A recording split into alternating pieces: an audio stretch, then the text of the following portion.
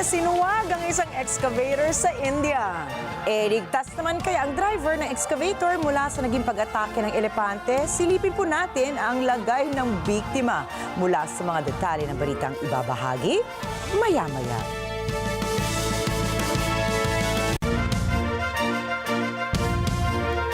Magandang gabi, ako po si Ricky Matay. Ako si Nina Richie Alagao Flores. Ito ang mata ng Agila International para sa mga headlines ngayong araw ng Martes. Food security emergency para sa bigas ng Department of Agriculture, epektibo na. Tatlong Chinese warships pumasok sa territorial waters ng Pilipinas. Elon Musk, planong ipasara ang USAID dalawang security chief ng ahensya suspendido. 7 katao patay sa bus crash sa Gujarat, India. At Estados Unidos nagdeklara ng 30-day suspension para sa taripang ipapataw sa Canada at Mexico.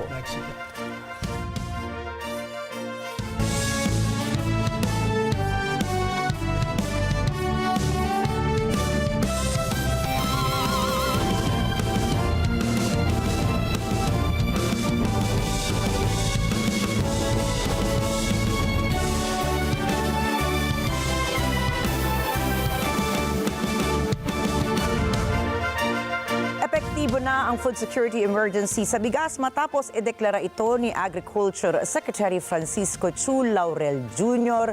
nitong araw ng Lunes.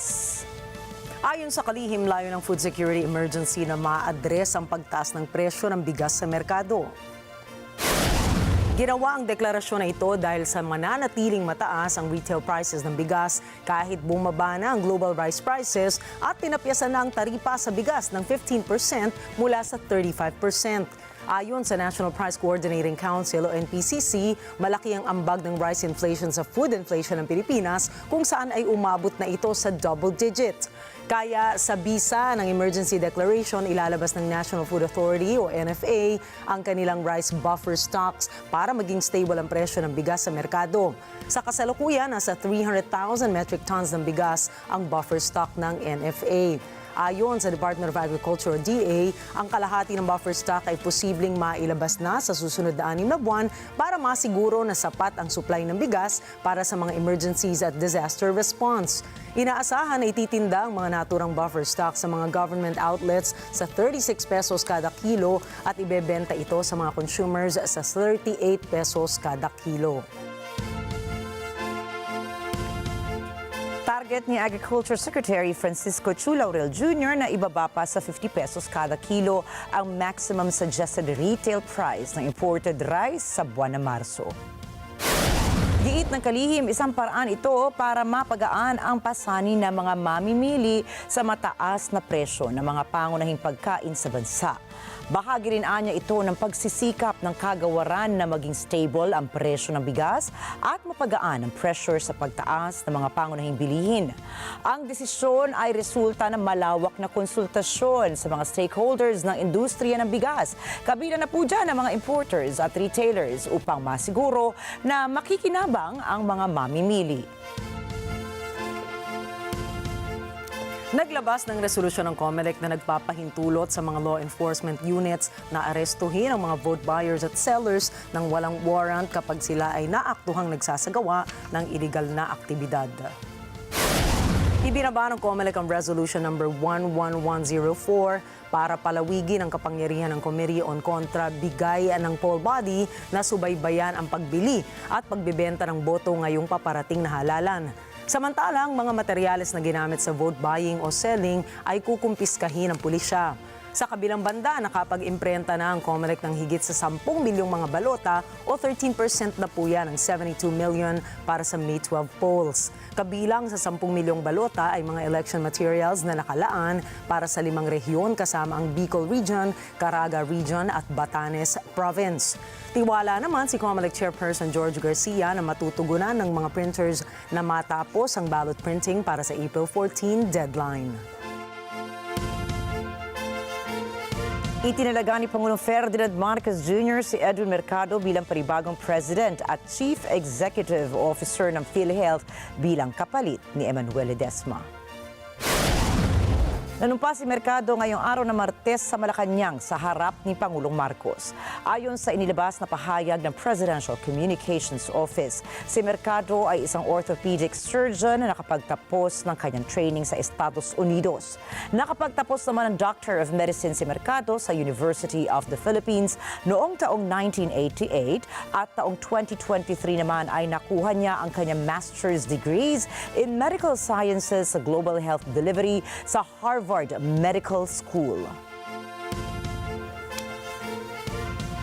Kinumpirma ng Armed Forces of the Philippines Western Mindanao Command o WestMINCOM na mayroong 3 Chinese warships na pumasok sa loob ng territorial waters ng Pilipinas.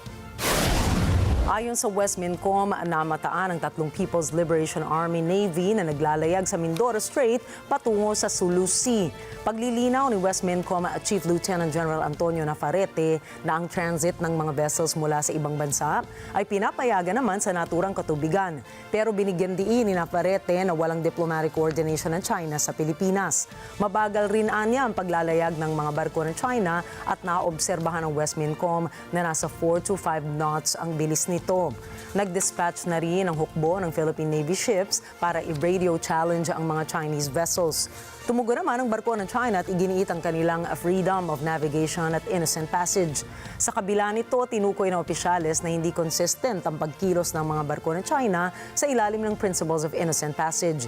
Anya, para masabing napapaloob sa Principles of Innocent Passage ang isang barko, ay dapat tuloy-tuloy lamang ang paglalayag ng vessel sa isang archipelagic water at hindi dapat sila magtagal rito.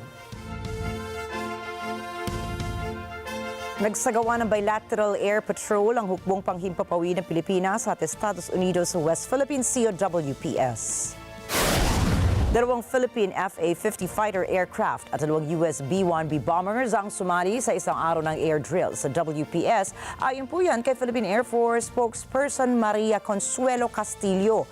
Lumipad anya ang mga aircraft na ito sa ibabaw ng Scarborough o Panatag Shoal na isa sa mga pinagtatalo ng maritime features ng Pilipinas at ng China. Subalit, niliwanag naman ni Castillo na walang kinalaman na ang isinagawang bilateral air patrol sa anumang partikular na issue dahil ang air drills anya ay bahagi lamang ng usual training ng dalawang hukbo.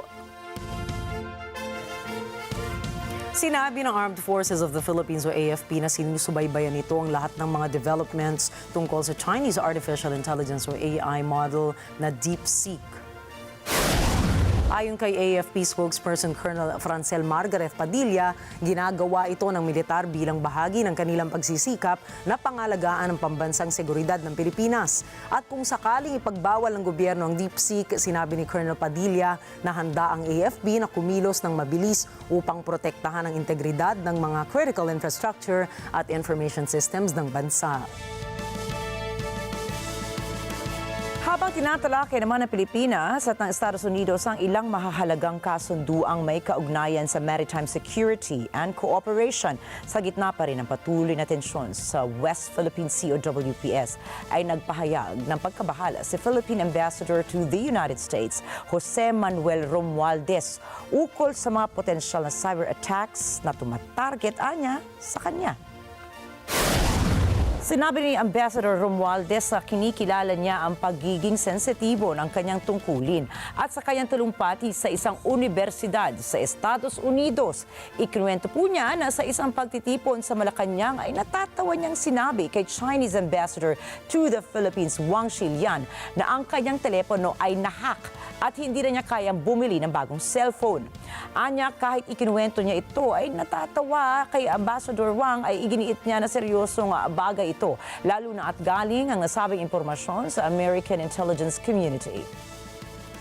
Ayon kay Romualdez, binanggit sa kanya ng kanyang mga kaibigan na isa siya sa mga target na mahack ang telepono. Itinanggi naman ng Chinese Embassy sa Pilipinas ang nasabing kwento. Nag-issue ito ng pahayag na matagal nang hindi nakikita sina Wang at Romualdez. Susunod, Yoon Suk-yeol muling humarap sa korte para sa impeachment trial. Elon Musk nais ipasara ang USAID. At 5 bansa sa Middle East tumanggi sa relocation proposal ni US President Donald Trump. Mga detalye po ng mga balita niyan at iba pang mga balita sa pagbabalik na Mata ng Agila International.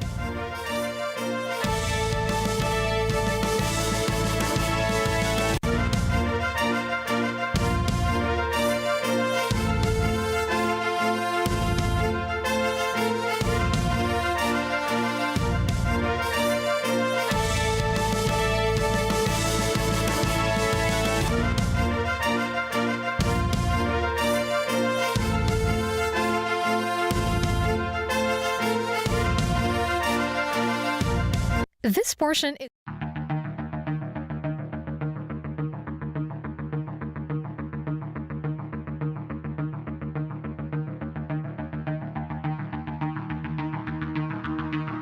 ang iyong pagsisikap. Dama namin ang iyong mga sakripisyo. Kita namin ang pagharap mo sa bawat pagsubok. Kaya sa kabila ng mga hamon ng buhay, nandito kami para umalalay. Kasi katulad mo, gusto rin namin ang magandang bukas para sa kanya. Hatid namin ang dekalidad na edukasyon at makabagong pasilidad sa abot kayang halaga. Kaya huwag ka na mangamba, sasamahan ka namin tuparin ang mga pangarap niya.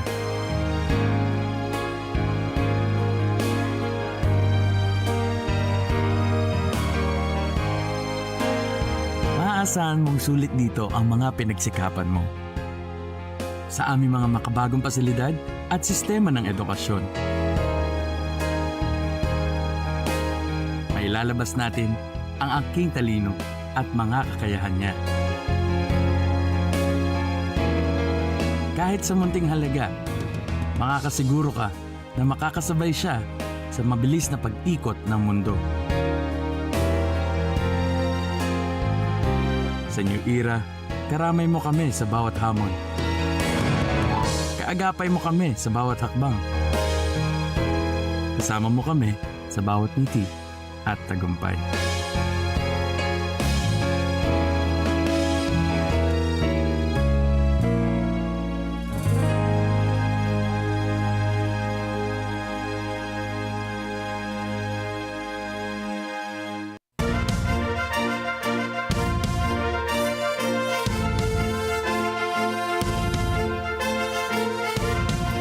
Si Yoon Suk-yeol sa ikalimang oral arguments para sa kanyang impeachment trial sa Constitutional Court. Tumestigo bilang witnesses ang dalawang dating military commander at isang opisyal ng ex-spy agency. Nagpatotoo sa harap ng mga mambabata si Hang Jang-won, isang dating deputy director ng National Intelligence Service. Sinabi niyang inutusan siyang arestuhin ang mga politiko, ngunit dati nang sinabi ni Yoon na hindi raw ito totoo. Dinepensahan rin ni Yoon at ng kanyang legal team ang martial law. Ayon kay Yoon, ginawa niya ang hakbang na ito bilang babala para matapos na ang isang political deadlock sa South Korea.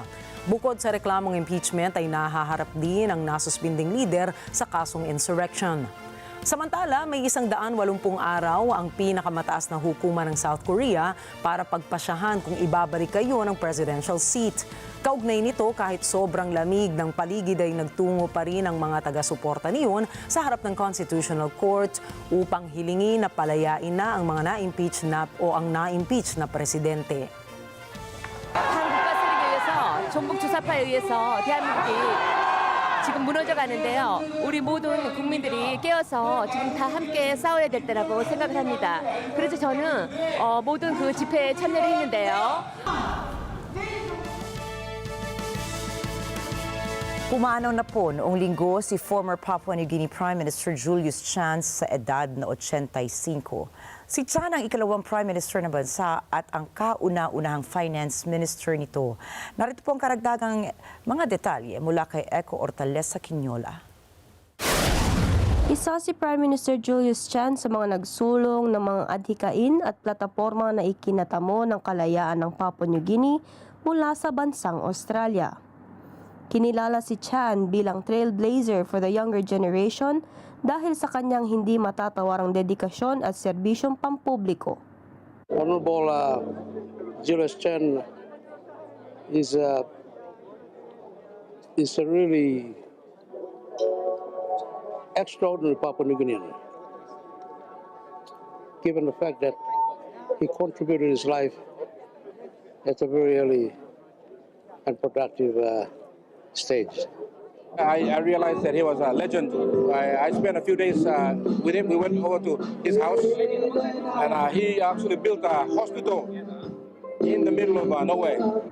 Pinangunahan ng kasalukuyang administrasyon, Prime Minister James Marape, ang tribute at state funeral na isinagawa sa Parliament House. Dumagsa ang mga nakiramay sa pangunguna ng kanyang mga mahal sa buhay at kapartido sa People's Progress Party. Even out of office or in office, perseverance, dedication, commitment, and service to PNG above self was sedulous. A character that depicts the Sumare generation, the sedulous generation. Dadalhin ang mga labi ni Chan sa kanyang probinsya sa Cavite, New Ireland para doon ilibing. Mula sa Port Moresby, Papua New Guinea, Eko Hortaleza Quinola para sa mata ng Agila International, trusted, connected, on point. A renewed trade war has now begun. Matapos ang karagdagang 10% tariff ng Estados Unidos sa ilang produkto ng China, ilang minuto lamang ay sumagot agad ang Beijing. Inanunsyo ng Chinese Finance Ministry na sisingilin nito ng 15% tariff ang Estados Unidos para sa US coal at liquefied natural gas. Magpapariffs para sa US crude, kagamitan sa sakahan at ilang mga sasakyan. Magsisimulaan nila ito sa February 10 upang bigyan ng Washington at Beijing ng ilang oras para makapag-usap. Samantala, tiniyak ni EU Commission President Ursula von der Leyen na handa ang kanilang grupo na makipagnegosasyon kay US President Donald Trump. Anya, gagawin ito ng EU upang protektahan ang sarili nitong mga interes laban sa banta ng pagtaas ng mga taripa sa kalakalan. Nais din anya ng EU na mag-focus sa pagpapalakas ng mga ugnayang pang-ekonomiya para sa mga Europeo. Kabilang narito ang pagkakaroon ng mga trabaho, maibaba ang mga presyo ng bilihin at palakasin ang seguridad sa Europa. Inamin ni von der Leyen na mahalaga ang ugnayan ng Europa at ng Estados Unidos para sa regional stability at global economy. We will be ready for tough negotiations where needed and to find solutions where possible. To work out any grievances and to set the foundations for a stronger partnership. We will be open and pragmatic in how to achieve that. But we will make it equally clear that we will always protect O babayaran ang gobyerno ng South Africa sa taong pinagkunan nila ng lupa. Ayon kay Trump, isa itong genocide para sa mga white farmers na naninirahan doon. Terrible things are happening in South Africa. The leadership is doing some terrible things, horrible things. So that's under investigation right now. We'll make a determination. And until such time as we find out what South Africa is doing, they're taking away land, they're confiscating land, and actually they're doing things that are perhaps far worse than that. Sinabi ng bilyonaryong si Elon Musk na isasara na ang US Foreign Aid Agency na USAID. Si Musk ang hepe ng Department of Government Efficiency ni Trump na layong paliitin ang gastusin ng federal government ng Estados Unidos. Si Leo Velasco para sa Balita. Inanunsyo ni Department of Government Efficiency Chief Elon Musk na malapit ng sarahan ng tuluyan ng USAID, isang ahensya ng gobyerno ang humahawak ng distribusyon ng foreign aid mula sa Estados Unidos. Noong Lunes sa isang email, sinabihan ng mga empleyado ng USAID na huwag nang mag-report sa headquarters ng ahensya sa Washington at magtrabaho muna mula sa kani-kanilang mga bahay. Ayon sa email, makakatanggap sila ng muli ng karagdagang abiso sa mga darating na araw. Ang USAID ang pinakamalaking single donor ng mundo. Noong 2023, namahagi ang US ng may $72 billion na assistance sa mundo bilang tulong sa iba't ibang bagay tulad ng kalusugan ng kababaihan at akses sa malinis na tubig sa conflict zones, gamot para sa HIV at AIDS, energy security at anti-corruption. At noong 2024, nagbigay ito ng 42% ng humanitarian aid na sinundan ng United Nations.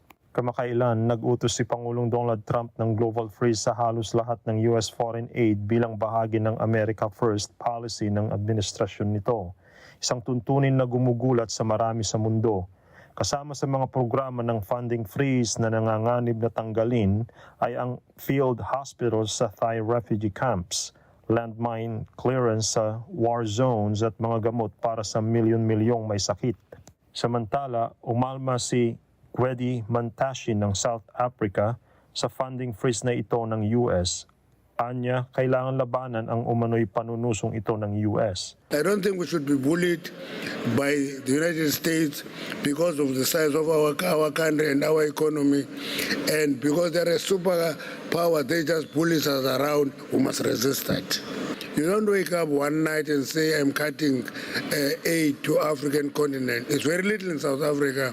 For the AIDS program, for example, it is only 17% that come from the US. The rest is coming here. 76% of AIDS funding come from the fiscus of this country. So to be bullied around because there is a 17% from the US is unacceptable to us, and we must be treated with respect and be understood that we are a sovereign state. We are not a province of the United States. We are a sovereign state, and if there is an issue they want to raise with us, they must talk to us. We're engaged diplomatically. We take decision collectively. But bullying us should not be tolerated by us at any time. Si Musk, na CEO ng Tesla at SpaceX, ang pinamuno ni Trump sa federal cost-cutting panel na ito. Leo Velasco para sa mata ng Agila International.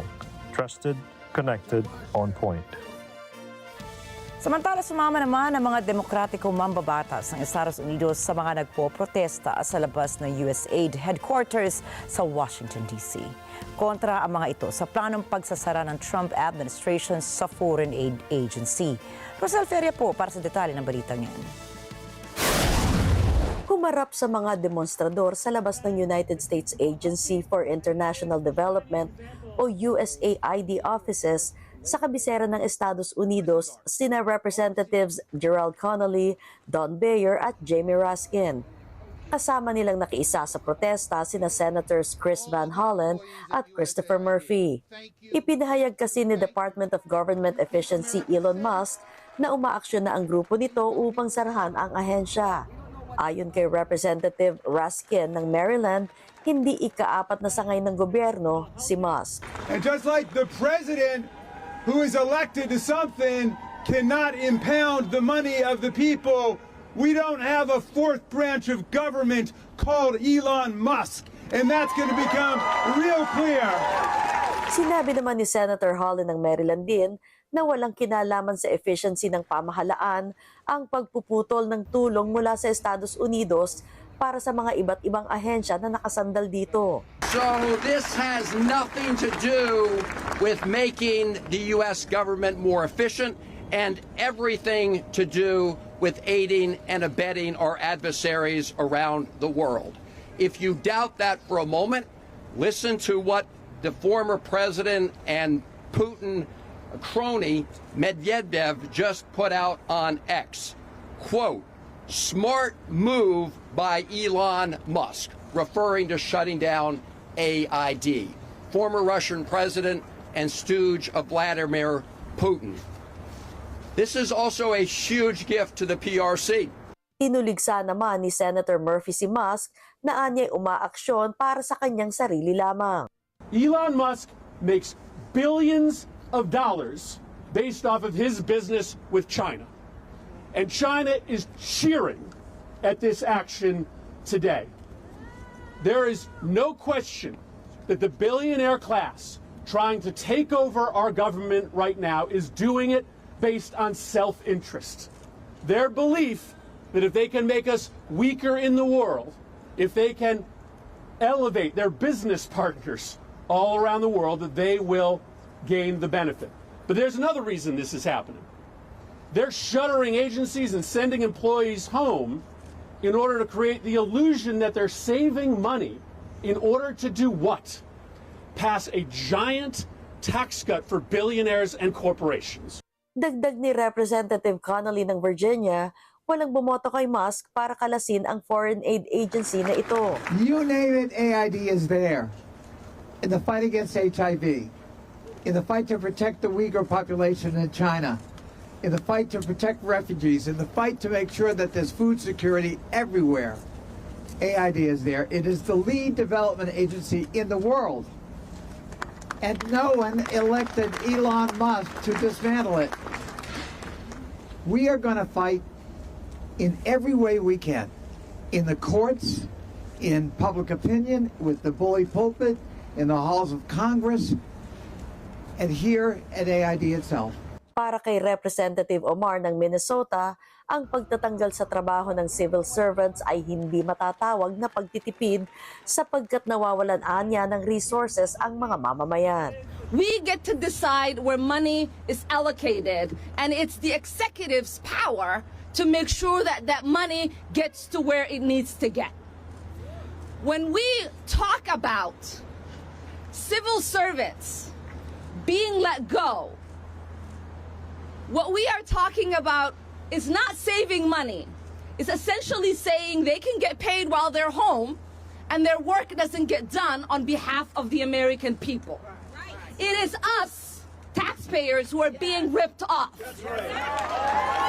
It is us, taxpayers, who are not getting the resources that we paid into. Ayon sa isang senior White House official, may posibilidad na pagsamahin ni Trump ang USAID at ang State Department. Rosel Feria para sa Mata ng Agila International, trusted, connected, on point.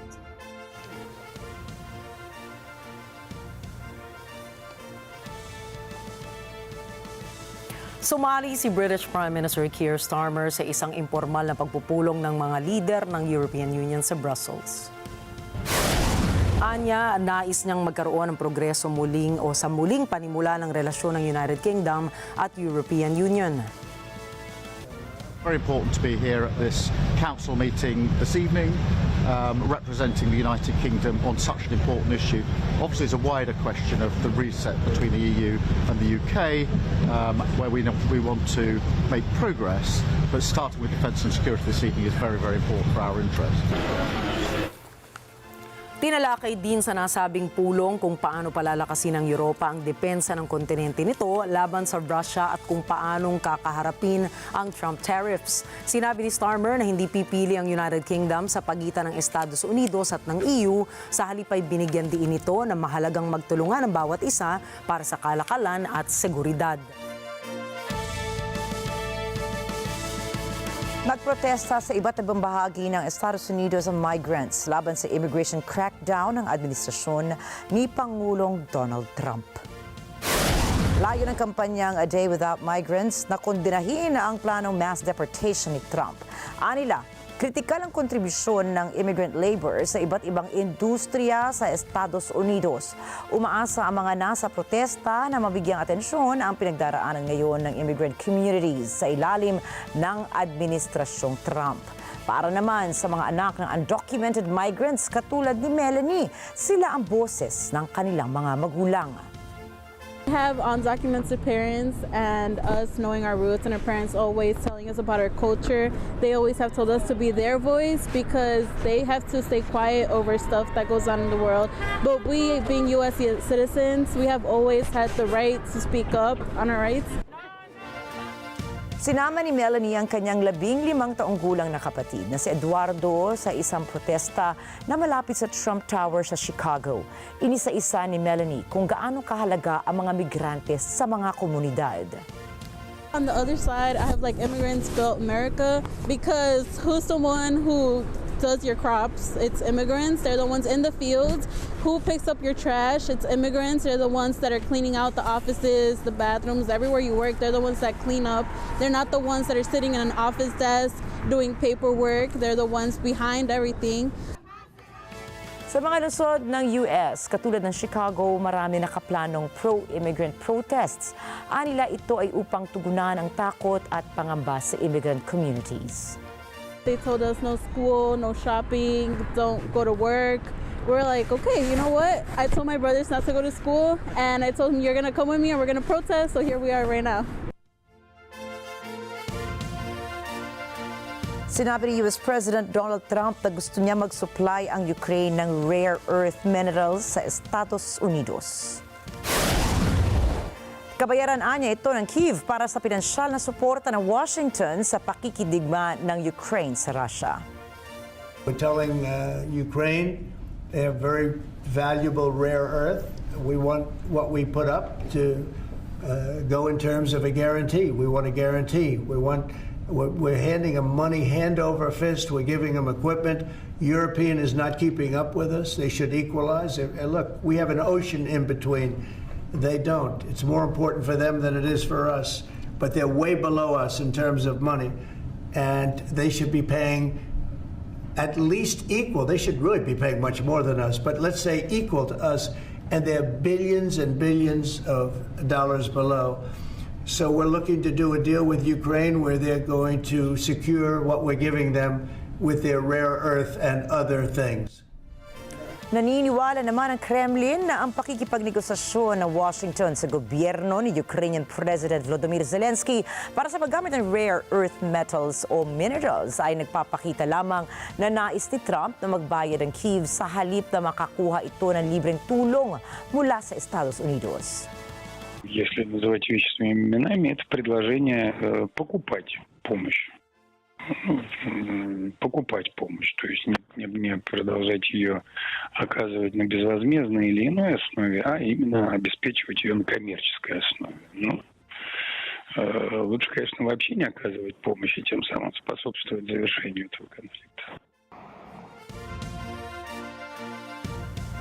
Hiniling ni U.S. Secretary of State Marco Rubio na agarang gumawa ng mga pagbabago ang Panama dahil sa umano'y impluensya at kontrol ng China sa Panama Canal. Binalaan ni Rubio na dapat nang umaksyon ng Panama at kung hindi ay Estados Unidos na ang gagawa ng mga kinakailangang hakbang upang protektahan ang mga karapatan nito sa ilalim ng isang kasunduan sa pagitan ng dalawang bansa.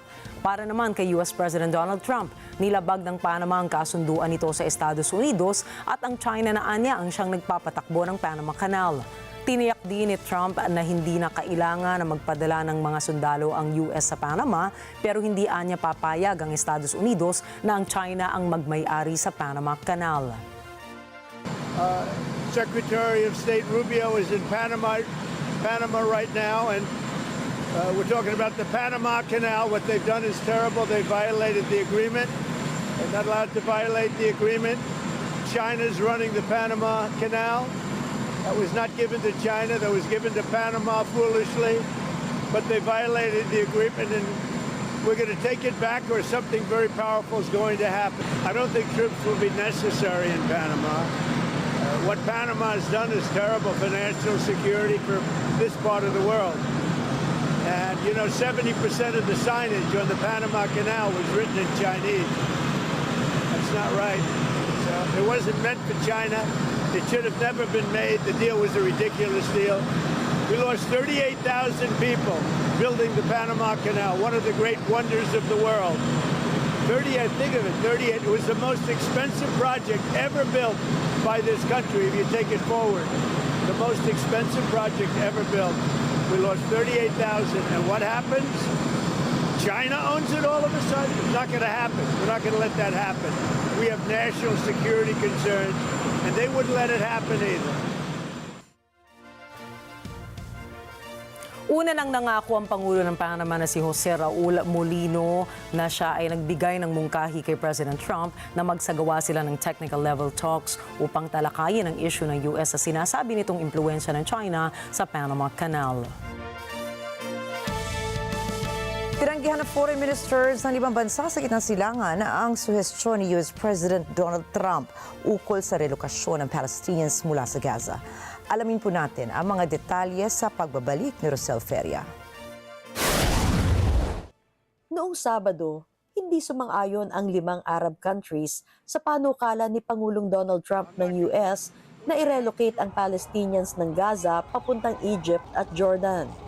Nagpulong ang foreign ministers ng Egypt, Jordan, Saudi Arabia, Qatar at UAE kasama ang mga kinatawan ng Gaza at ang Secretary General ng Arab League sa Cairo noong Sabado. Nanawagan ang mga ito sa international community na magkaisa sa pagpapabilis ng reconstruction ng Gaza. Binigyang diin din ng mga ito na dapat tiyakin ng anumang reconstruction plan na mananatili ang Palestinians sa kanilang lupain. Hindi man binanggit sa Cairo meeting ang bansang Estados Unidos sa huling pahayag nito, malinaw na ito ay tugon sa suhestyon ni Trump na tanggapin ng Egypt at Jordan ang Palestinians mula Gaza. The meeting switched the rejection of relocating Palestinians from an Egyptian Jordanian stance into a joint Arab stance. This sends an important message to everyone concerned with the issue, that the only way to resolve this crisis is through peace. It's a clear response to Trump and his references to use aid as pressure. Nagbabala si Qatari Prime Minister na ang panawagan ukol sa persahang paglikas ay maaaring mag-meet siyang muli ng karahasan sa mga okupadong teritoryo. Nagkaisang tumanggi ang Egypt, Jordan, Saudi Arabia at UAE sa anumang planong mag-aalis ng karapatan sa Palestinians sa kanilang lugar. Kabilang sa tinanggihan ng mga ito ang pagtatayo ng Israeli settlements, pagdurugtong ng karagdagang teritoryo, pagtiwalag sa Palestinians mula sa kahit anong rehiyon, ni ang pagwasak sa mga tahanan nito. Sinabi rin ng Arab foreign ministers na hindi mapapalitan ang UN Palestinian Refugee Agency na UNRWA. Binigyang diin din ng mga ito ang kanilang paninindigan na ang tanging solusyon sa kaguluhan sa Israel at Gaza ay ang pagtatatag ng dalawang estado. Samantala, tinanggap din ng mga ito ang plano ng Egypt na mag-co-host ng International Forum para sa muling pagtatayo sa Gaza. The Arab meeting was followed by a phone call between President Trump and President El-Sisi. They confirmed that there is an Egyptian-US will to resolve this crisis. El-Sisi's rejection of the forced migration of Palestinians was followed by a popular rally in Rafah to support his stance. All of this benefits the citizens of Gaza by rejecting their displacement and calling for reconstruction. Rosel Feria para sa Mata ng Agila International, trusted, connected, on point. Ibinida ng Estados Unidos o US Navy ang bago nitong sandata na high laser with integrated optical dazzler and surveillance or Helios system. Ang bagong armas na ito ay kayang-kayang magpabagsak ng drone. Ito ay dinevelop ng Lockheed Martin noong taong 2021 pa at ibinigay lamang sa US Navy noong 2022. Ang laser nito ay idinisenyo para sa i-counter-strike ang mga maliliit na bangka at mga missiles. Kaya rin itong i-disrupt ang intelligence at reconnaissance sensors ng mga kalaban. Isang source mula sa Political Bureau ng Hamas ang nagsabing handa na ang Hamas na makipag-usap sa Israel para sa second phase ng ceasefire at isang potensyal na prisoner for hostage exchange. Anya, magsisimula dapat ang negosasyon sa ika-16 na araw ng Phase 1 o nitong nakaraang Lunes. Subalit, dahil nagpunta sa Washington si Israeli Prime Minister Benjamin Netanyahu at nakipagkita kay US President Donald Trump, ay posible nagpa siya si Netanyahu na i-delay ang second phase ng ceasefire agreement. Samantala, dumating na sa Saudi Arabia si Syrian President Ahmed al-Shara para makapulong si Crown Prince Mohammed bin Salman. Ito ang kauna-unahang foreign trip ni al-Shara matapos na italaga siya ng transitional government. Paglapag ng kanyang eroplano sa King Khalid International Airport sa Riyadh, ay sinalubong siya ni Deputy Governor of the Riyadh Region Prince Mohammed bin Abdulrahman bin Abdulaziz. Isa sa mga tinalakay ay ang kahandaan ng Saudi Arabia na mapalakas ang enerhiya, teknolohiya, education at kalusugan sa Syria. Nangako naman si al-Shara na nais nitong gumawa ng coalition government na magre-representa sa lahat ng sektor ng Damascus. سنعمل على تشكيل حكومة انتقالية شاملة لله رب العالمين. Kasi handa ring makipagtulungan ng Crown Prince ng Saudi Arabia para sa muling pagbangon ng Syria. تعبر عن تنوع سوريا برجالها ونسائها وشبابها. الحمد لله رب العالمين.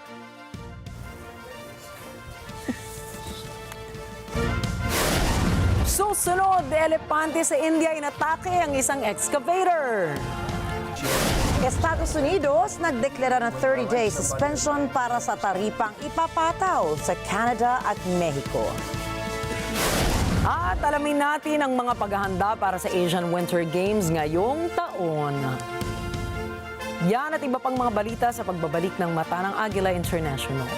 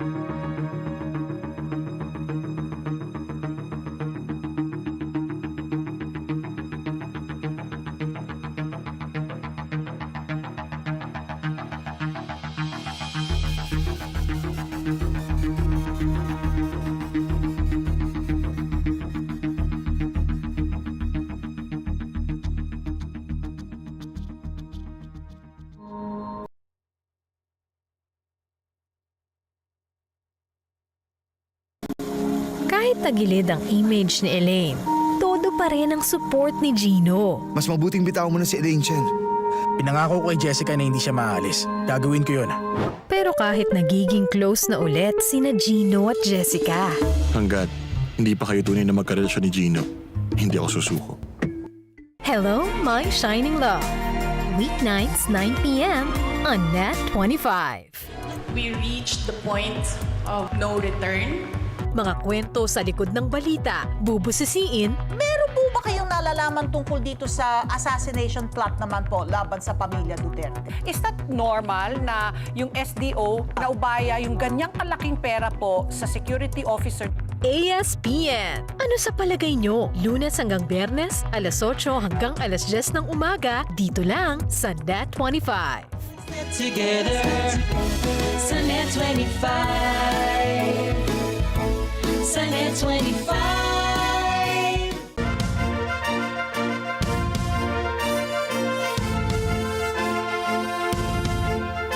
Isa namang galit na elepante ang bigla na lamang sumugod at nanuwag ng isang excavator sa India.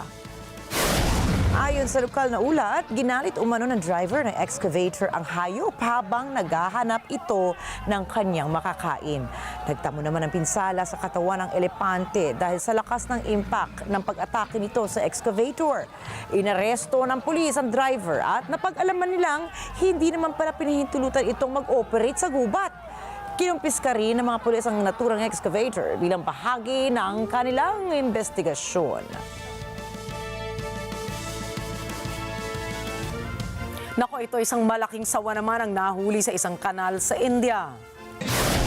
Kita sa video na matapang na hinila ng isang lalaki ang bundot ng sawa mula sa tubig.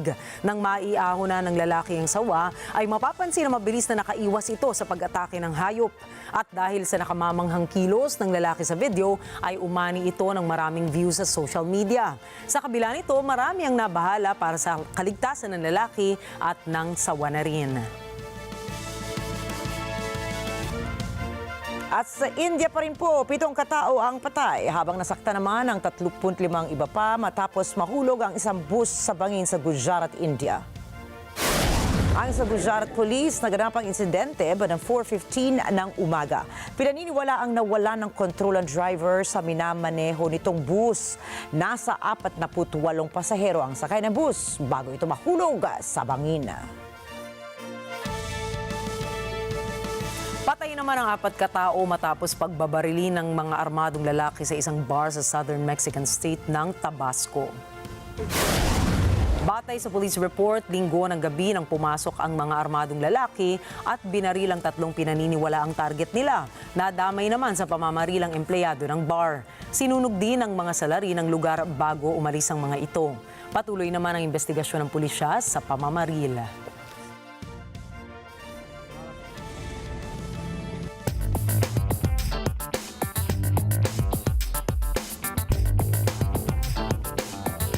Napigilan pansamantala ang isang trade war sa pagitan ng Estados Unidos at ng mga kalapit bansa nito sa North America.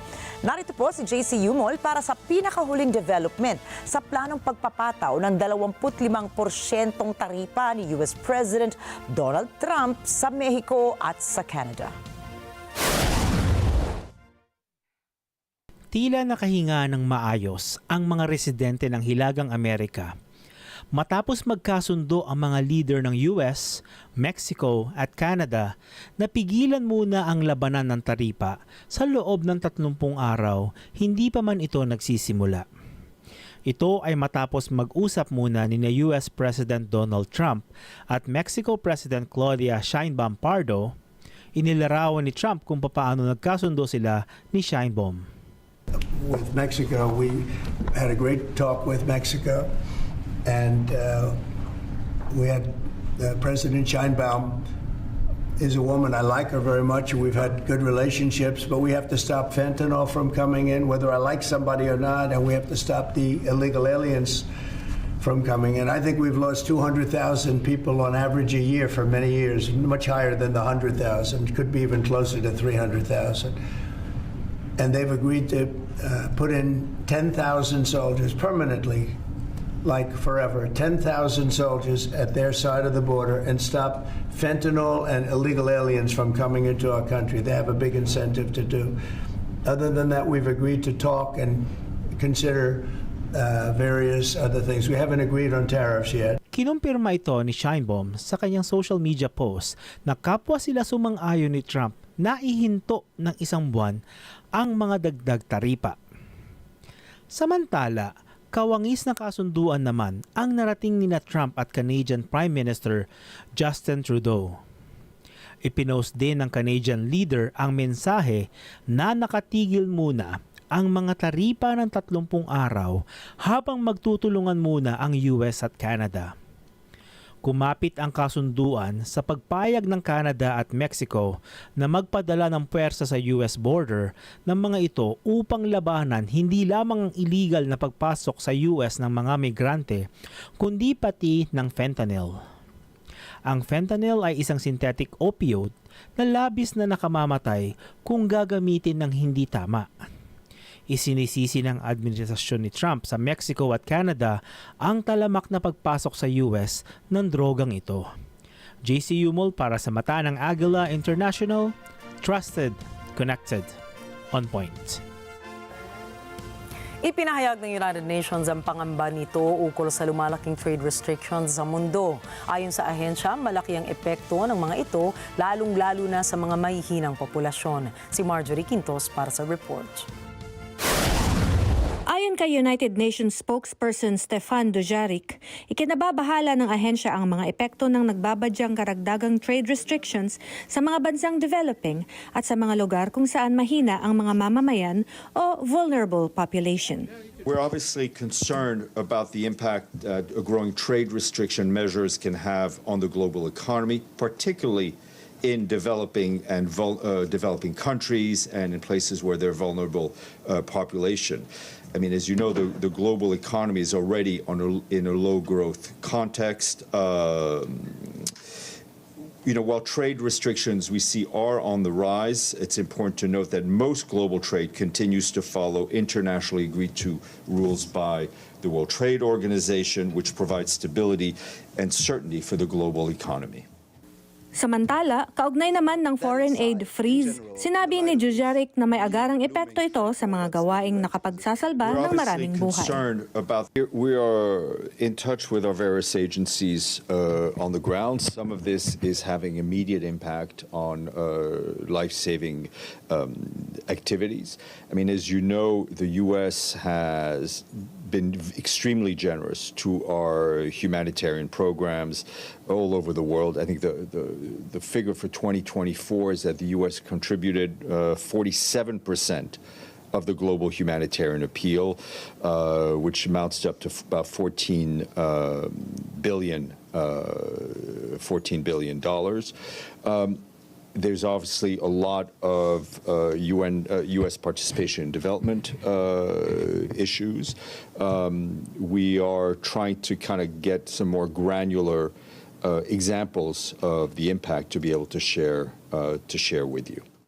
Noong Lunes, inanunsyo ng Administrasyong Trump ang planong sarhan ang United States Agency for International Development, isang ahensyang humahawak ng distribusyon ng bilyon-bilyong global aid mula sa Estados Unidos.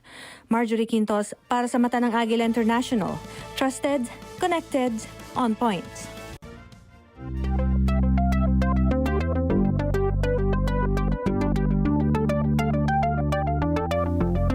Ito naman po, kayo ba sumasakit ng inyong mga kasukasuan kapag umaakyat ng maraming hagdan?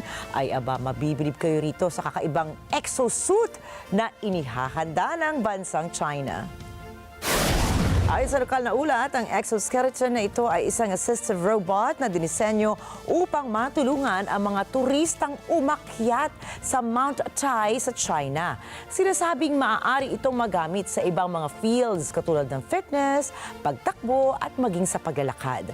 Nilagyan din ang robot ng advanced ergonomic design, core technologies at artificial intelligence or AI algorithms para umalalay sa galaw ng lower limbs na gumagamit ito.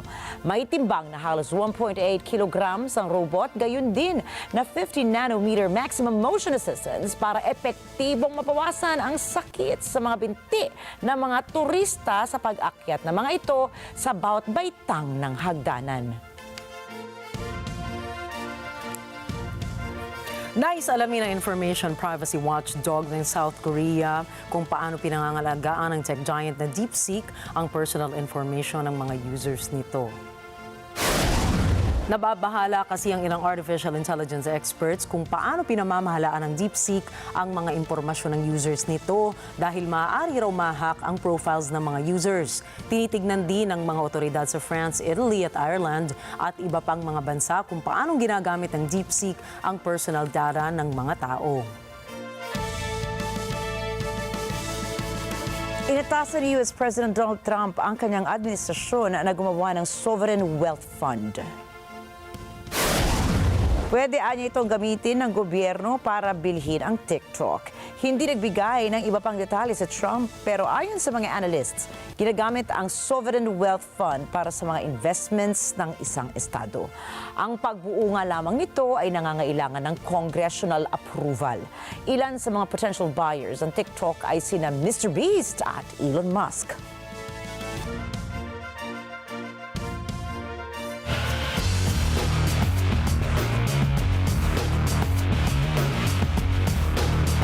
At dahil malapit na ang Winter Asian Games ay naghahanda na ang Chinese short track speed skating team para sumabak sa torneo. Matapos ang ISU Short Track World Tour ay isasagawa naman sa February 7 na hanggang 14 sa Harbin City ang pang-siyam na edisyon ng nasabing palaro. Batay sa competition schedule, inaasahang itatanghal ang unang gold medal ng Asian Winter Games sa February 8. Ang unang event kasi na isasagawa para sa palaro ay ang Short Track Speed Skating Mixed Team Relay at Freestyle Skiing U-Shaped Venue Skills Event. Ito rin po ang unang beses na isasagawa ang speed skating event bilang palaro sa Winter Games. Ayon sa organizers ng palaro, mayroong 6 na sports, 11 disciplines at 64 events na isasagawa ngayong taon. Ito na rin ang pangatlong beses na ang China ang magiging host country ng nasabing palaro.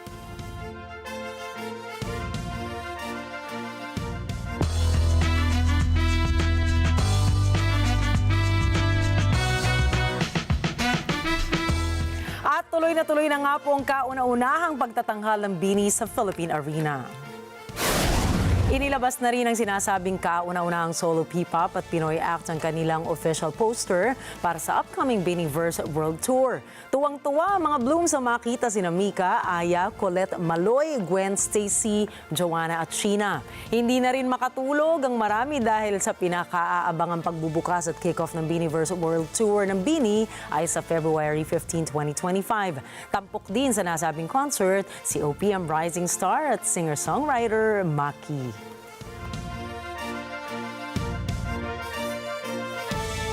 Ikaw ba nakakatulog ka na? Nakakatulog ka pa ba? Oo nga. But I was about to say, proud na proud ako dyan sa BINI. No? Nakakatuwa kasi, di ba, Pinoy, tapos nagkakaroon ng global acclaim. World tour diba? pa, di ba? So, at syempre si Maki din, di ba?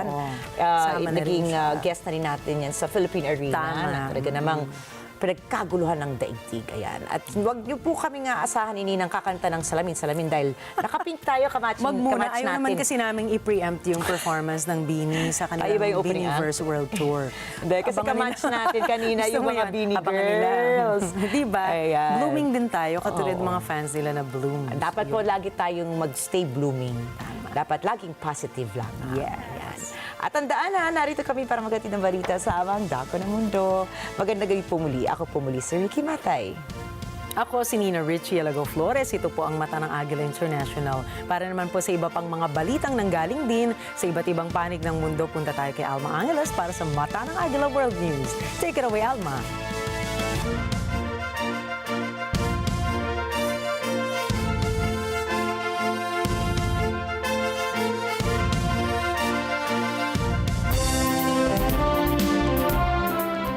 Thank you, Nina and Ricky. Good evening, everyone. I'm Alma Angeles for Net25 World News. On tonight's headlines. A last-second breakthrough in the global trade war. The clock was ticking, markets were bracing, and then came the truce. But hold on, this story is far from over.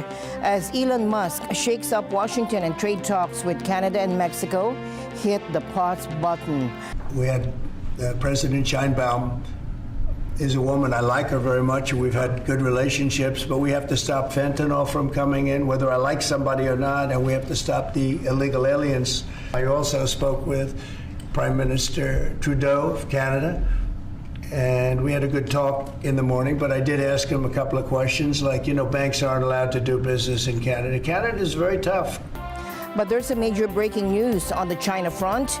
At midnight, American tariffs slammed into place, a 10% hit on the Chinese imports. And Beijing's revenge, lightning fast. Within minutes, China fired back, targeting American energy, hitting U.S. coal and gas with 15% tariffs.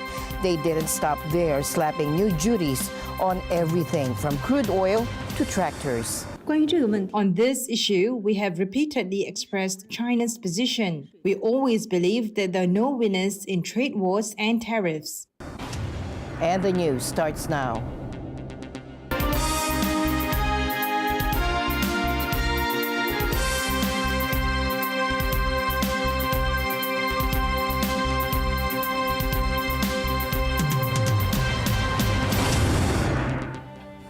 China swiftly retaliated against new U.S. tariffs today, announcing duties on American coal, gas, and other goods, just minutes after U.S. levies on Chinese imports took effect.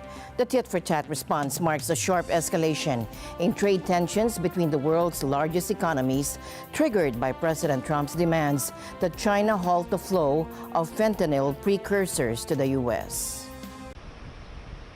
U.S. tariffs on China are now in effect, with an additional 10% duty placed on all their goods from 1 minute past midnight on Tuesday. China retaliated within minutes, with its finance ministry announcing it will apply a 15% tariff on U.S. coal and liquefied natural gas on February 10th, as well as an additional 10% on crude oil, farm equipment, and some vehicles. A White House spokesperson had said Monday that President Donald Trump will be speaking with Chinese leader Xi Jinping in the next couple of days, as the world's two largest economies seek a deal that could avert a broader trade war and avoid a deepening conflict. The call would be Trump and Xi's first known talks since Trump took office on January 20th. On Saturday, Trump ordered sweeping tariffs on goods not only from China, but also Mexico and Canada. Part of demands they stop the flow of illegal fentanyl, a leading cause of drug overdoses in the U.S. Trump backed away from his tariff threat against Mexico and Canada on Monday after speaking to leaders of both countries. Before China's Lunar New Year holiday, a foreign ministry spokesperson insisted that Beijing has always firmly safeguarded its national interests, but signalled an openness to talks. On this issue, we have repeatedly expressed China's position. We always believe that there are no winners in trade wars and tariffs. On Monday, Trump threatened to further ramp up tariffs on China. He described Tuesday's tariffs as an opening salvo. During his campaign for the presidency, Trump had promised a steeper levy of 60% on Chinese goods. The US has said China is the primary source of the precursor chemicals synthesized into fentanyl by drug cartels in Mexico. We don't want fentanyl coming into our country. Now, we had another big thing, speaking of China. China's involved with the Panama Canal. They won't be for long. And that's the way it has to be. So the roadmap of tariffs moving forward is we expect that the U.S. will continue to put tariffs on most countries that they have a trade deficit with, particularly large. Think of the European Union, where the U.S. has a trade deficit with. Think of Vietnam, Thailand, these countries, Australia to some degree. And part of that is because the U.S. feels taken advantage of. They are taking our resources and our money, but not necessarily treating us in a fair way. Some of that is market access. Others are just the fact of fentanyl. Right, the U.S. is really unhappy with the fentanyl use because it's killing Americans. And so we're at the point now where the Trump administration feels emboldened to actually do something about it. China has called fentanyl America's problem and said it would challenge the tariffs at the World Trade Organization. Now, China has announced a series of retaliatory measures targeting American businesses, and that includes Google, agricultural equipment manufacturers, and PVH Corp, the parent company of Calvin Klein. Now, these actions came immediately following the implementation of new U.S. tariffs on Chinese imports. Take a look. China on Tuesday announced a wide range of measures targeting U.S. businesses, including Google, as well as farm equipment makers and fashion brand Calvin Klein's owner. The news came minutes after additional U.S. tariffs on Chinese goods took effect. The measures were announced as Beijing also slapped tariffs on some U.S. products such as coal and gas.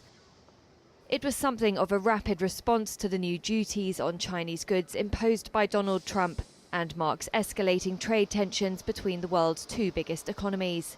China's Commerce Ministry said it put PVH Corp, the holding company for brands including Calvin Klein and Tommy Hilfiger, and US biotechnology firm Illumina on its unreliable entity list.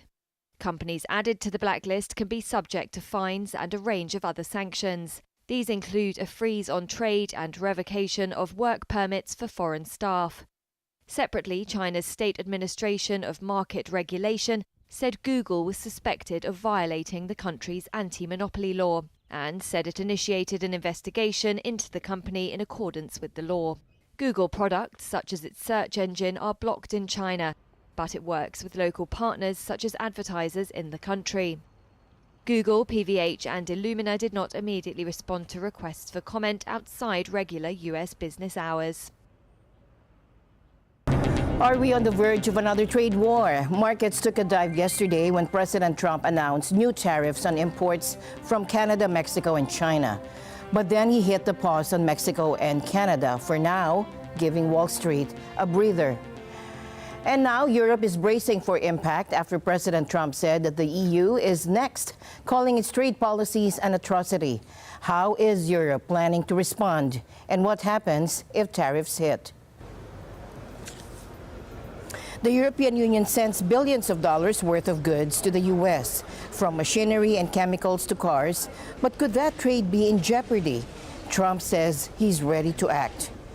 It will definitely happen with the European Union, I can tell you that, because they've really taken advantage of us. And, you know, we have over a $300 billion deficit. They don't take our cars, they don't take our farm products, they take almost nothing. And we take everything from them, millions of cars, tremendous amounts of food and farm products. So the UK is way out of line, and we'll see the UK, but European Union is really out of line. UK is out of line, but I'm sure that one, I think that one can be worked out. But the European Union it's an atrocity, what they've done. But Brussels isn't buying it. EU leaders insist there's no major trade imbalance and are urging caution. what is clear, there are no winners in trade wars. If United States and the U.S. start the trade war, then the one laughing on the side is China. We are very interlinked. We need America, and America needs us as well. The tariffs increase costs. They are not good for the jobs, not good for the customers either. That is clear. When targeted, unfairly or arbitrarily, the European Union will respond firmly. This weekend, we witnessed how steep tariffs were imposed on Canada and Mexico. Those tariffs raise business costs, they harm workers and consumers, they create unnecessary economic disruption and drive inflation. We do not see much good coming out of this. So we prioritize productive discussions and engage early. At the same time, the European Union remains also steadfast in its multilateral commitments, be it from our development aid to our climate targets. So will Europe fight back? Some leaders say they're ready.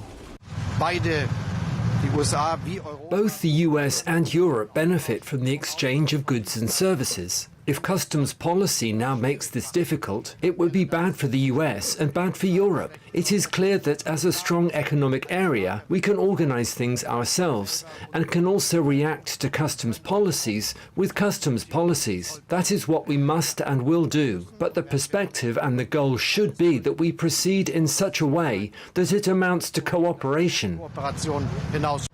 It's simple. We think the priority is the strategic agenda and the security of our borders. If we are attacked on trade topics, as a power that holds, Europe has to make itself respected and react. If during the time of this direct Russian threat and Chinese expansion and all these very dangerous things that we will, try to look for and find a reason to be in conflict among allies. I think that we have to do everything to avoid this totally unnecessary and stupid tariff wars or trade wars. But not everyone wants to escalate the situation. Some leaders believe diplomacy is the way forward. We have to switch to positive economic agenda with United States.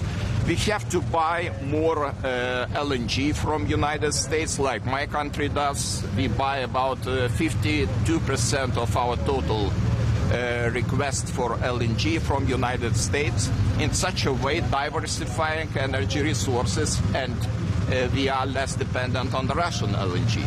And of course, other possible cooperation with United States, procurement of military equipment from United States would be the matter which creates a constructive and not destructive economic agenda. So I think those are the issues, and we have to discuss it very seriously, because the time is running and time is not is very precious asset. Could this all blow over? Some analysts think Trump's trade strategy might create so much economic turmoil. So if the US imposes tariffs on the EU, the big question is what the EU will do in response. If the EU imposes tariffs on the US as well, the implication for the EU economy will potentially be significant, with weaker growth and higher inflation. Being an important trading partner for the UK, that will have implication on the UK as well, because if you have a weaker market there, exports to the EU from the UK will be affected as a result. We'll find it harder to export to the US if our products are going to cost more. And if we're going to retaliate here in the UK, we will also find that our import costs from the US are going to be higher, and that would feed into higher inflation here as well. Some economies will benefit as a result of that trade being diverted, or them having an advantage because their products will be comparatively cheaper as a result. But it's very hard to tell at the moment what the net impact is going to be until you know what the full scale of the tariff war is going to shape up to be. We've seen this before, U.S. tariffs on EU steel and aluminum, Europe hitting back with taxes on whiskey and motorcycles, and those disputes were settled. But this time, the stakes could be even higher. U.S. President Donald Trump has hit the pause button on his plan to impose tariffs on Canadian and Mexican goods exported to his country. Now, Trump has planned to impose a steep 25% tariff beginning today, but backed off at the last minute. Thomas I. Likeness for more. The 30-day delay came after Trump spoke with the leaders of Canada and Mexico. Trump says Prime Minister Justin Trudeau promised to deploy new technology and personnel along the Canada-U.S. border to stop the flow of fentanyl. Hours earlier, Trump paused the tariffs on Mexico after Mexican President Claudia Sheinbaum agreed to send 10,000 National Guard troops to the border to stem the flow of drugs. And they've agreed to put in 10,000 soldiers permanently, like forever, 10,000 soldiers at their side of the border and stop fentanyl and illegal aliens from coming into our country. They have a big incentive to do. Other than that, we've agreed to talk and consider various other things. We haven't agreed on tariffs yet. She says the agreement also includes a commitment to prevent trafficking of high-powered weapons in Mexico. I told him we wanted him to pause the tariffs, so we reached that agreement. But I also explained to him that the amounts of high-potency weapons that enter from the United States into Mexico is a serious issue. He asked me how long I wanted to pause tariffs. I said forever. He told me, how much time? I told him a month. But I'm sure that during this month, we'll be able to deliver good results for his people and the people of Mexico. Trump says the month-long suspension will be used to engage further negotiations. The tariffs have been unpopular in both Canada and Mexico, and many Americans fear them as well. They're beginning to realize that Trump's trade war is going to hit them in the pocketbook. Alicia Hale owns a beauty supply shop in Georgia, and she says tariffs will hurt average Americans. You know, a lot of poor people think that Trump is the answer, but they're going to quickly come to realize that, you know, you voted for him thinking that the price of eggs are going to go down, and what we're going to see is an increase in everything, including stress. Hale says small businesses will be hurt because people are buying less, and that ultimately could lead to job losses. Hale says it's time for people to stand up for themselves. I just hope that the American people can rally for what's right and not allow the 1% to continue to drill holes, not only in our livelihood, but in our health and our social activities. Small business owner Jalea Hemmings is also concerned about the prospect of rising prices. Of course, we're nervous. We're hoping that this doesn't last long and that they can come to some form of a resolve because, you know, as a small business, we do get hit the hardest. The threat of tariffs has also taken a toll on American stock markets, although Monday's losses have been tempered by Trump's delay in implementing the surcharges. For now, though, Americans and those who export their goods to them remain anxious, waiting to see how this trade dispute is going to play out. Thomas I. Likeness, Net 25 World News. Tonight, the spotlight is on the influential alliance between Trump and Musk as they drive efforts to reshape federal agencies and overhaul government spending. Now, this partnership has already led to dramatic actions, including the Trump administration's decision to lock employees of the U.S. Agency for International Development, or USAID, out of their Washington, D.C. headquarters for a second day today as part of a plan to close the agency. Now, in response, 2 Democratic senators have pledged to block the confirmation of State Department nominees in protest, signaling a deepening political clash over the future of federal institutions. Take a look. Furloughed employees and contractors protested in front of the USAID headquarters after the Trump administration on Monday moved to shut down the agency. Employees have been locked out of its headquarters since Trump ordered a freeze on most US foreign aid hours after taking office. USAID distributes billions of dollars of humanitarian aid around the world. However, Trump has said he wants to ensure it aligns with his America First policy. USAID provided 42% of all humanitarian aid tracked by the United Nations in 2024 and accounts for less than 1% of the total United States budget. Billionaire Elon Musk has had the agency in his sights for closure and is tasked with downsizing the federal government. There are lots of reasons to care about U.S. development and humanitarian policy, but its relative size as a share of the budget is not one of them. So there can always be improvements and reforms for effectiveness and efficiency, but it wouldn't make, the priority list in looking at programs across the U.S. government if that's your intent in terms of cost savings. It's hard to quite wrap my head around why it's such a target, but USAID packs a punch, really, for the amount that it spends of U.S. taxpayer dollars. It has a big impact around the world, and it's not viewed favorably by a number of leaders in the current administration. That said, it's historically had a lot of bipartisan support. A senior White House official speaking anonymously said Trump was considering merging USAID into the State Department and had entrusted Elon to oversee the efficiency of this agency. So this has nothing to do with making the U.S. government more efficient. Democratic lawmakers stood with protesters in front of USAID headquarters on Monday. Speaking to reporters, Senators Brian Schatz and Chris Van Hollen said they planned to block confirmation of Trump nominees for State Department positions in retaliation, while House Rep Gerald Connolly from Virginia laid out the agency's impact. It is the lead development agency in the world, and no one elected Elon Musk to dismantle it.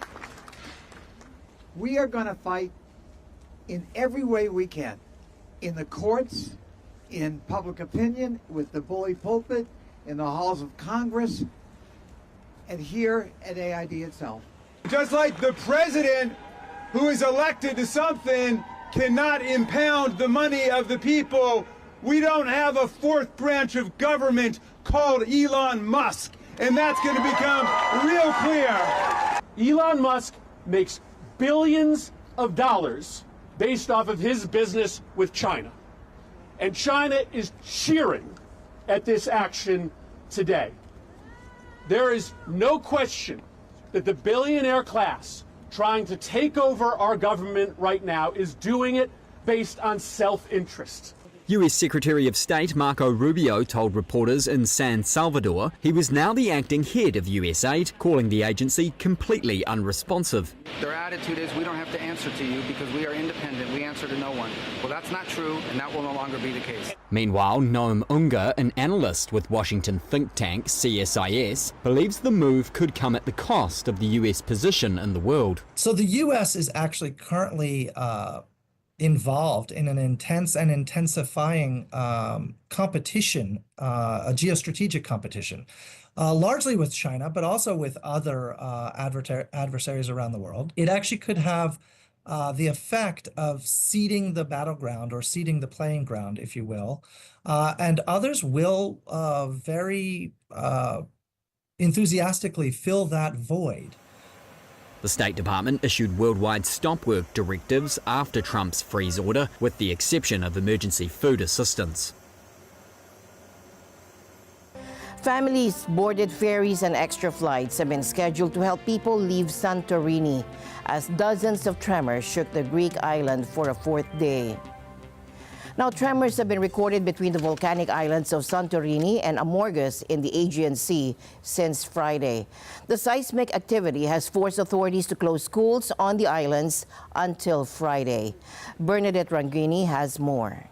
Local officials say that permanent residents are not particularly worried as they have been used to quakes. But some who are on the island for work or as tourists are moving out. Many rushed to board the ferry on Monday, including families with baby and children. We are going to Piraeus. We are going to live there due to fear. What can we do? We are migrants. We came here and we leave again. Everything is closed. No one works now. The whole island has emptied. Quakes, some with a magnitude above 4, rattled Santorini every few minutes on Monday. Since Saturday, more than 280 earthquakes have been recorded in the region. I work on the island. I have been a resident for years. But today, nobody was expecting this to happen. What is happening now on the island is incredible. People have been advised to stay out of indoor spaces and small ports. Greek Prime Minister Kyriakos Mitsotakis is urging people to stay calm. Disaster response units have been deployed on the ground as a precaution. We have planned for shelters for the population in places without structures and on level surfaces. There are 8 places that can accommodate people. We have recorded all the people with special needs who may need to be transferred at some point during an event. We have made a food distribution plan for those that will be outdoors.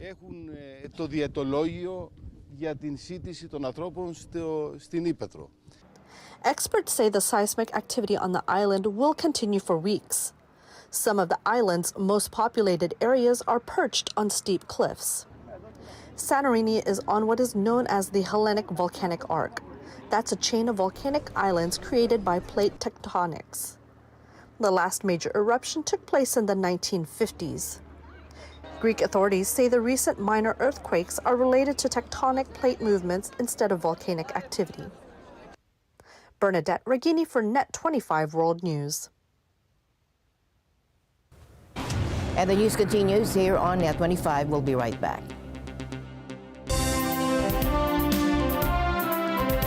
Kada mustahan na may kasamang pasampol na pangmalakasang kantahan, kasama mga espesyal na bisita ang magpapasaya ng iyong umaga. And then you discover personalities during the journey. But it was the music that kept us. But we're enjoying every moment. Together, sa Net 25. Sa Net 25. A female swimmer has died in a shark attack in the waters of a popular tourist spot on Australia's east coast. I could hear screaming. Next minute, all hell broke loose. There was choppers in the air, the ambos, and the police were running, and it was just, and I just couldn't believe it. And one of the ladies that was down here comforting one of the locals, I've been here 10 years, this has never happened, and it's going to devastate the community. Queensland State Police said emergency crews were called to the Warren Beach at Bribie Island, about 80 kilometers north of Brisbane, around 5 p.m. local time on Monday, following reports of a serious shark bite incident. The female was swimming when she was bitten by a shark. The female sustained life-threatening injuries and succumbed to those injuries, according to a police spokesperson in an email. Now, police did not disclose the age of the victim, though Australian media widely reported the victim was a 17-year-old girl. OpenAI said it will develop artificial intelligence products for South Korea with chat app operator Kakao, unveiling a second major alliance with a high-profile Asian partner this week. OpenAI chief Sam Altman is on a whirlwind tour of Asia, and he's picking up deals as he goes. The week started with a visit to Tokyo, where he announced a partnership with giant Japanese tech investor SoftBank. That will see the pair set up a joint venture in Japan to offer AI services to corporate customers. Altman also demoed a new AI agent.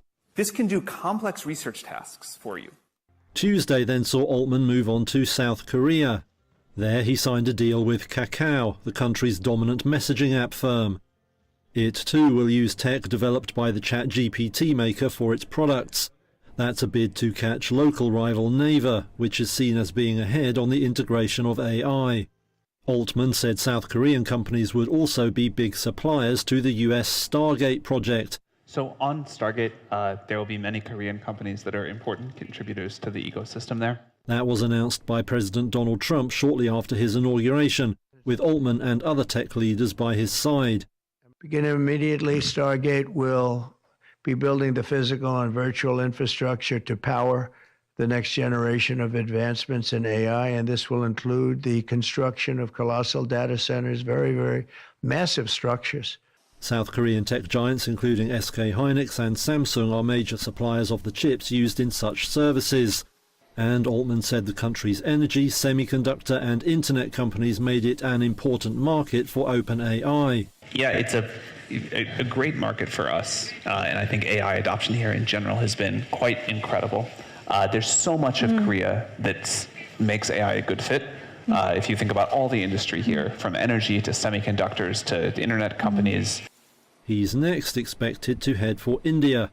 Reuters sources say Altman is likely to meet with country Prime Minister Narendra Modi on Wednesday. And with that, we end tonight's broadcast. For everyone here on Net 25, I'm Alma Angeles. Have a good night. Thank you.